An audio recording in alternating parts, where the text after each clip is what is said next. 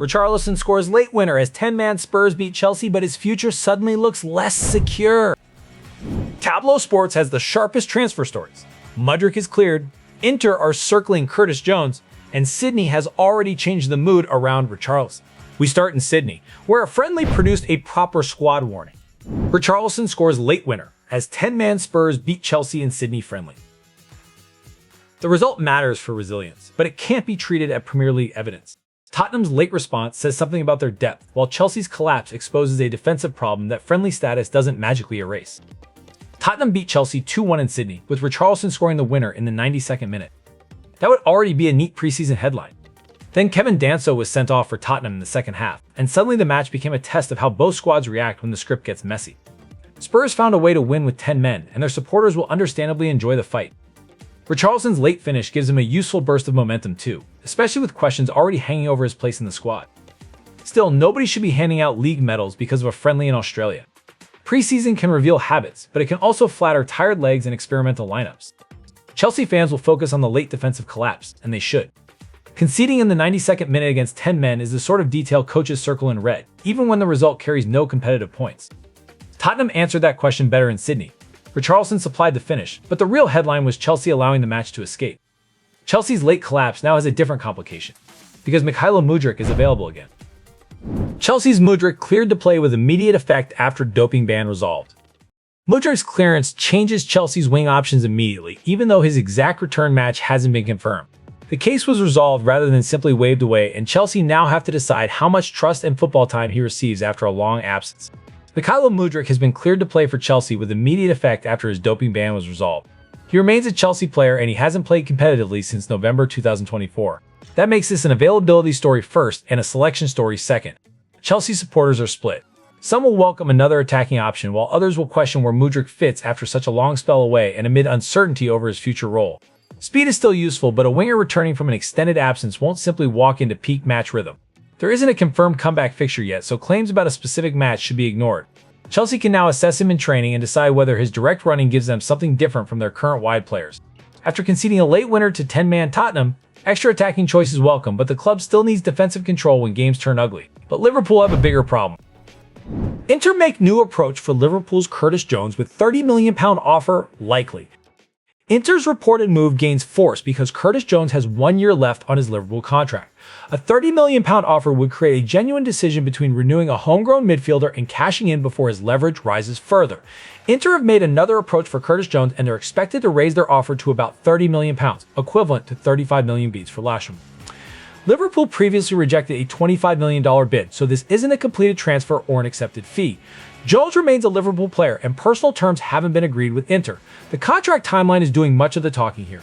With 1 year remaining, Liverpool have to judge whether Jones is central enough to renew quickly or valuable enough to sell now. Selling a homegrown player can create a tidy balance sheet win, then leave supporters asking why the replacement costs twice as much. Jones has offered Liverpool energy and technical quality, but his position in the next midfield hierarchy still matters. Inter's interest gives the player and the Italian club leverage, while Liverpool face the familiar transfer window trap, wait for clarity and risk losing control, or accept a serious bid before the market decides for them. And that late goal hasn't settled Richarlison's future. Sometimes he wants to leave. De Zerbi on Richarlison's Spurs future. Roberto De Zerbi's comments turn a winning moment into a squad management question. A striker can score the headline goal and still be unsure whether Tottenham is where he wants to stay. Roberto De Zerbi says Tottenham don't know whether Richarlison will stay or leave, because he sometimes wants to leave. That is a remarkably blunt update after Richarlison scored Tottenham's 92nd minute winner against Chelsea. Football really does enjoy putting the transfer question directly beside the celebration. The goal helps Richarlison's position, but it doesn't erase the uncertainty. A late finish in a preseason friendly can improve the mood around a player, yet the manager's words suggest the club still has to understand what Richarlison wants and whether Tottenham's plans match that ambition. For Spurs, the danger is drifting into the season with a key attacker emotionally undecided. For Richarlison, every performance now carries two readings. Can he lead the line, and is he trying to earn a bigger role somewhere else? His current club situation is unresolved, and the Sydney winner has raised the stakes rather than closed the file. From one player's uncertainty, we move to a much larger power struggle. The 5 dramatic days that shook Infantino and world football. The drama around Gianni Infantino's plans concerns control of FIFA competitions and the money attached to them. The collapse of the proposal matters because it shows how quickly political confidence can disappear when football stakeholders resist. BBC Sports' Simon Stone reflects on 5 dramatic days surrounding Gianni Infantino and world football, after plans to sell stakes in FIFA competitions began to unravel. The story concerns who controls commercial rights, who benefits from future competition income, and how far FIFA's leadership can push before the wider football system pushes back. Infantino's plans to sell stakes in FIFA competitions face serious resistance and then unraveled. Big football projects often arrive wrapped in financial certainty, but stakeholder reaction can expose how fragile that certainty really is. A glossy commercial plan can still collapse if the people expected to accept it decide the price is too high. The consequences reach beyond one proposal. FIFA's president now faces questions about strategy and political authority, while clubs, federations, and competition partners will be watching the next move closely. The next unresolved question is whether Gianni Infantino can survive the storm around FIFA's competition plans. The transfer market is quieter on certainty and louder on suggestion. Transfer News Live. Vinicius Jr. update, Bruno Guimaraes' latest, and Man United's step-up move. This live update headline names major players, but the available information doesn't confirm completed moves. Vinicius Jr., Bruno Guimaraes, and Manchester United are being used as pressure points in a market where attention itself has value. The Mirror's live transfer coverage carries updates involving Vinicius Jr., Bruno Guimaraes, and Manchester United stepping up a move. It doesn't provide an accepted fee, a medical, or an agreement for any of those players. That distinction matters because live blogs can make several separate claims feel like one advancing deal. Vinicius Jr. and Bruno Guimaraes are enormous names, so every update travels quickly, even when the underlying position remains fluid. Manchester United supporters have learned that a step up in interest can still mean weeks of briefings before anything concrete happens. Treat this as a watch list, not a done deal announcement. The next meaningful evidence would be a named offer, club confirmation, or a clear agreement. Until then, the headline creates movement around the story while the clubs retain the actual power. Manchester United's rumor mill has plenty of names but very little paperwork. Man United transfer news LIV. Lewis Hall update, Benjamin Sesko claim, Juventus swap deal. The Lewis Hall update sits alongside Benjamin Sesko and a Juventus swap claim, yet the available report confirms no completed transaction. United's challenge is separating useful squad planning from the daily theater of claims that keep supporters refreshing their phones. The Manchester Evening News live update covers Lewis Hall, a Benjamin Sesko claim, and a possible Juventus swap deal. Those are reported topics in the live coverage, not confirmation that Manchester United have signed any of them. No agreement, fee, or medical is established in the information available here. That leaves the real question around recruitment direction. Lewis Hall would represent a different squad conversation from Benjamin Sesko, while a Juventus swap deal would depend on several moving parts and the players involved. Treating every name as equal makes the market sound busier than it is. United supporters want movement because the squad needs clarity, but impatience is exactly what transfer briefings feed on. Until the club confirms a deal, the useful signal is whether one target keeps returning with concrete terms. At present, the stories remain claims competing for attention. 1 month remains, and unfinished squad work is becoming expensive. Premier League summer transfer window, what your club still needs to do with 1 month to go.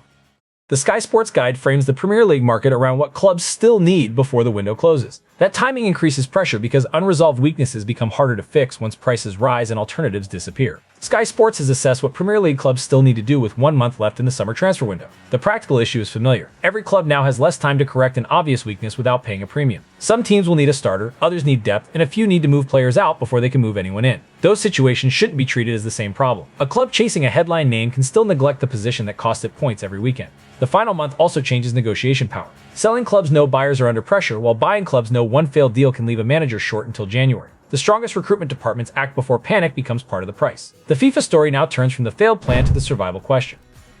Infantino on the brink? Who might replace him if he goes? Gianni Infantino is under scrutiny after scrapping his attempt to sell stakes in the World Cup. Talk of replacements is speculative, but it reveals how seriously the leadership crisis is being viewed around FIFA. BBC Sport reports that Gianni Infantino is in the eye of a storm after scrapping his attempt to sell stakes in the World Cup, and it asks who might replace him if he goes. That doesn't confirm his departure. It does show that the political conversation has moved beyond the proposal itself. Leadership succession at FIFA would depend on football politics, regional alliances, and the appetite for a different commercial direction. Naming a replacement before Infantino has gone would be premature, but the question won't disappear if confidence in his plans keeps weakening. For the wider game, the stakes are about control and credibility. A president can abandon a controversial proposal, yet still face consequences from the people who opposed it. The next chapter depends on whether this becomes a contained defeat or a lasting challenge to Infantino's authority. And after all the claims, the market still comes down to completed deals. Transfer news. Full list of all done deals in August 2026. The BBC's August list is the cleanest counterweight to rumors because it records transfers that have actually been done. A full list also shows how much louder the market sounds before agreements, announcements, and paperwork are complete. The BBC has published its full list of completed transfer deals in August 2026. This is the useful end of the transfer news spectrum. Names, clubs, and moves that have crossed the line, rather than speculation waiting for a dramatic update. That matters after stories involving Curtis Jones, Lewis Hall, Vinicius Jr., Bruno Guimaraes, and the wider Premier League market. Interest isn't an agreement. A likely offer isn't an accepted fee. A live blog isn't a medical. Football supporters know this, yet the window keeps rewarding the loudest claim with the biggest reaction. Richarlison scores late winner as 10-man Spurs beat Chelsea, but his future remains unresolved after the result. The Sydney goal changed the mood. It didn't answer whether Tottenham and Richarlison are committed to the same next step. Richarlison's winner changed the night, but Tottenham still have a decision to make about his future. Next, we'll track whether that uncertainty becomes a transfer or stays inside the squad.